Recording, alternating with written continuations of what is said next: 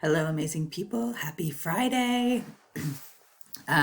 You are watching this video at whatever time you like because there's no Zoom session to log into today. So just wanted to review the options for you for today. I'd really like everyone to make 4 positive comments on the Padlet that we started building yesterday. This is our way of celebrating your hard work on your poetry and so that you can see the amazing work that people are creating. It's really wonderful. So if you haven't made a comment on Padlet before, I'm just going to show you how it goes.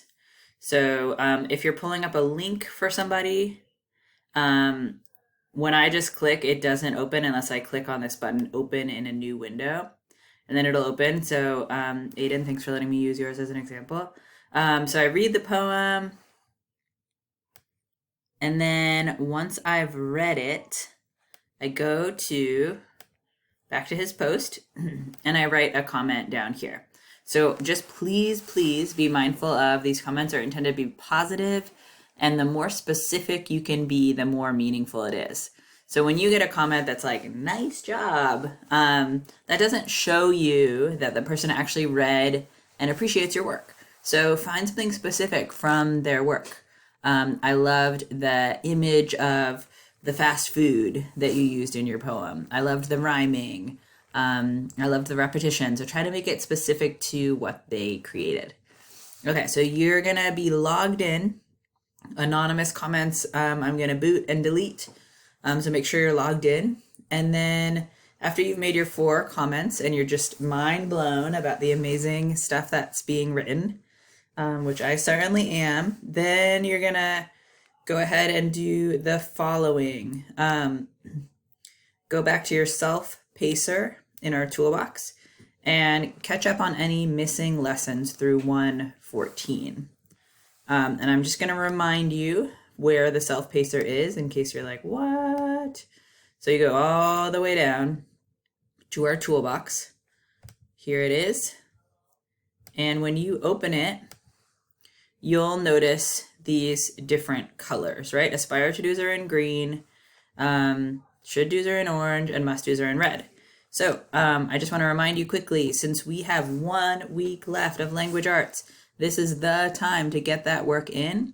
If I don't see any aspire to do's completed, you won't be able to earn an A. You've got to do 2 aspire to do's and earn a 2 or above. So you're checking off, just like we talked about, things you've completed. And if you got a score of 1 or below from me, then you need to revise. So you can write a yes if you have a score of 1 or below, so you know you need to revise, and a no if you do not. Okay?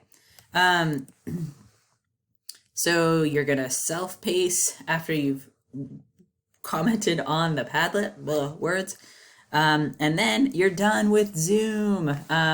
Please go after that to read your independent reading book and have some nice off-screen time. If you're done, totally done with your independent reading book, then you can start working on your book response. So in our reading corner, reading response. Ooh, we got 1 turn in already. So I want to just show you again the options for the reading response so that you know what is due next Friday. So everybody's got to do part 1, which is a must do. You're rating the book. You're saying who you would recommend it to. If you are a should do person who's trying to meet my expectations and earn a B in this class, then you've also got to do part 2. So you retell the story in one of these 2 ways. Mad Libs method, where you fill in these sentence starters with a few sentences, or the 135 method, where you fill out the main event of the story. If you are an aspire to do person, you want to earn an A in this class, you're going to write a short book review that will be posted on the Westland Library's Instagram under the hashtag Rosemont Reads. You may have seen a couple of these already. This is one that I created, so you can scope it out. All the reviews come up like this. Find out what's good. And then there's a cool little video that the librarians make. So if you want your words featured in such a fancy, awesome way, you should fill one of those out, which is the part 3 or aspire to do of the reading response. So if you got any questions at all, please send me an email. I'd be happy to respond to it, and I look forward to seeing you on Monday. Happy weekend. I hope you have a safe and slightly spooky Halloween.